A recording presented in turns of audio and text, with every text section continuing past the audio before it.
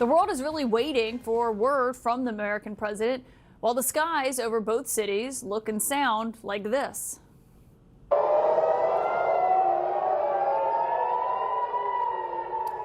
Warning signs in Israel for waves of incoming missiles from Iran, most intercepted by the Iron Dome, though some, as we've seen play out in recent days, are getting through. There are also new explosions in Tehran as Israel is warning an entire district of that city to evacuate tonight. Our sources are telling us that at the White House, President Trump is weighing using U.S. aircraft and bombs to strike Iran's nuclear facilities. A senior Israeli official says they're also waiting to learn whether or not the president is going to help them achieve their goal of destroying Iran's nuclear program.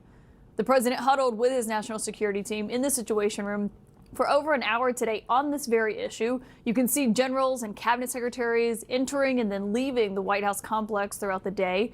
As the White House confirmed that also behind the scenes, the president was on the phone with the Israeli Prime Minister, Benjamin Netanyahu, though neither the administration nor Israel offered a readout of what was said.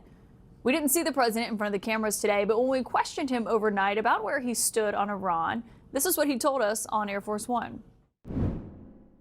They've been negotiating. I told them to do the deal. They should have done the deal. The cities have been blown to pieces, have lost a lot of people.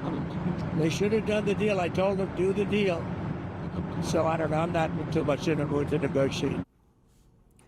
The president took to Truth Social before a meeting in the Situation Room today where he wrote this, quote, "We now have complete and total control over the skies over Iran." The key word there is the first one, we. He followed that with, "We know exactly where the so-called supreme leader is hiding. He's an easy target, but he's safe there. We are not going to take him out, at least not for now."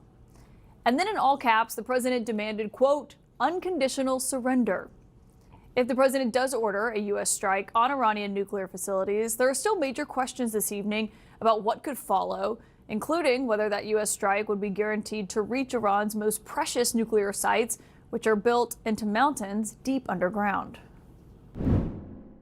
Is there any guarantee that if the U.S. did get involved militarily, that a U.S. bomb could destroy Iran's nuclear program and facilities? It's on everything or anything in life, you know that. Look at you, right? There's no guarantee. But you're saying a guarantee on what? Do you think if the U.S. got involved militarily, it would actually wipe out Iran's nuclear program? Or where's your assessment of that? I hope their program's going to be wiped out long before that. But they're not going to have a nuclear weapon. I want to get straight to CNN's Anderson Cooper, who is live in Amman, Jordan tonight, where missiles have been passing overhead. And, Anderson, obviously I should note the reason you're there. The airspace over Israel is closed as you're making your way there. You have to drive to actually get there. What are we seeing and hearing on the ground over there tonight? Yeah, I think a lot of people in this region are waiting and watching to see what President Trump decides, what the U.S. decides to do. I mean, that is the story of this night. We have seen this, back and forth missile barrages, some incoming to Tel Aviv. As we landed here several hours ago, driving in from the airport, you could see Jordanian air defenses. What we were told were Jordanian air defenses activated. Couldn't see interceptions, but we did see the air defenses activated in the skies over us. And then around the same time, we saw in the skies over Tel Aviv interceptors as well. No reports of significant damage there. Certainly no casualties. Jeremy Diamond has just been, I was just talking to him, no reports right now of casualties in Tel Aviv. The question, of course, what is the U.S. going to do? Will there be a direct strike against that Fordo facility? That is of the two facilities, the Natanz and the Fordo, as you know, and as you've been reporting, that is the one inside that mountain, which can really only be reached by these bombs which the United States has and the delivery mechanisms that the United States has. It would require more than just one. It would be successive waves from what we understand. But there's a lot of questions tonight about, and no one seems to know the answer for sure, about what Donald Trump's going to decide to do. Yeah, and the Israelis, the officials there seem to be treading very carefully to not seem like they are pushing him into anything, though they very clearly want the United States to get involved here. Anderson, thank you. We'll check in with you as news warrants throughout the hour. And with that as the backdrop, I should note that here in Washington, there is a growing divide among the president's supporters about the question of a possible foreign intervention by the United States. Look at this remarkable exchange. We're going to play for you here. Republican Senator Ted Cruz and Tucker Carlson on this very issue. How many people live in Iran, by the way? I don't know the population. At all? No, I don't know the population. You don't know the population of the country you seek to topple? How many people live in Iran? 92 million. Okay. Yeah, How could you not know that?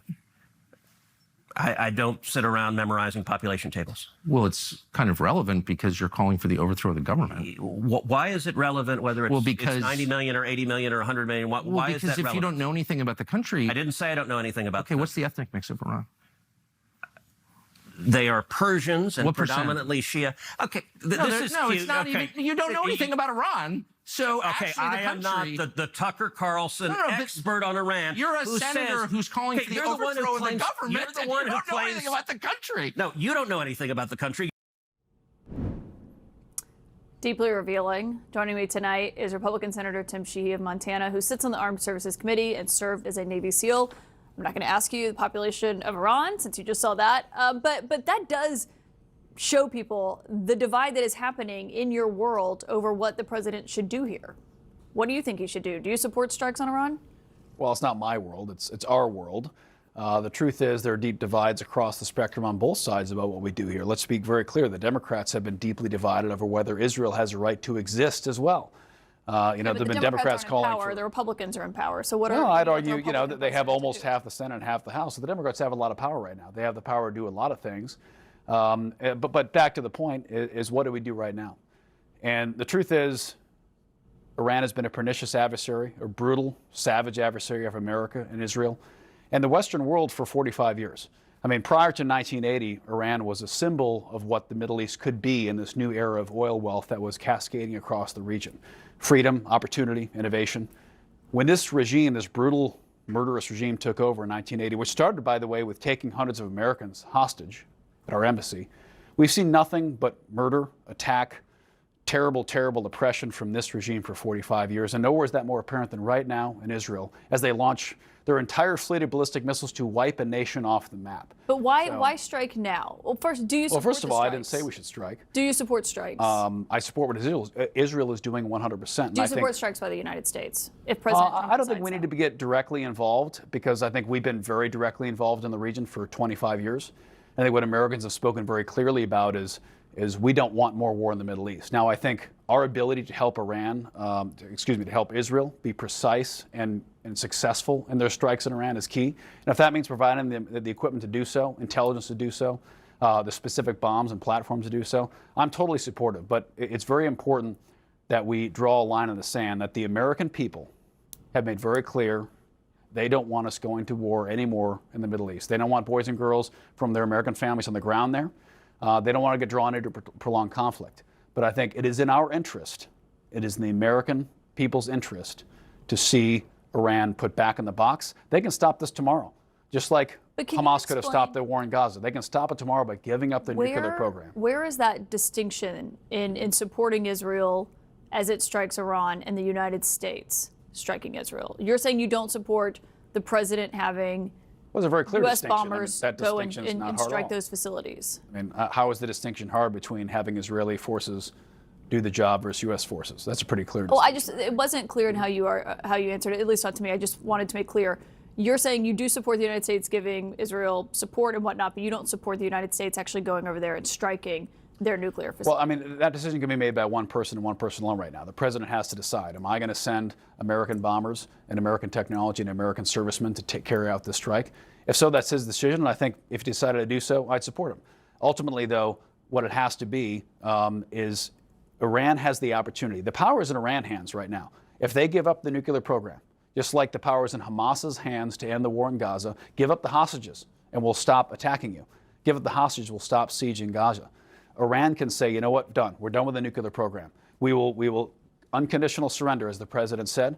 This can all end tomorrow. So right now, really, the power is in Iran's hands, oddly enough. But you say the power is in the president's hands as well. But I mean, well, this has reignited a debate on Capitol Hill about Congress's power to declare war. Some of your colleagues, Republicans, are circulating a resolution that they want to say that if the United States is going to take offensive action against Iran, that Congress has to approve it first. Would you vote yes on that resolution? No, I think in this particular case, so first of all, I completely concur that the sole power to declare war in the United States rests with Congress.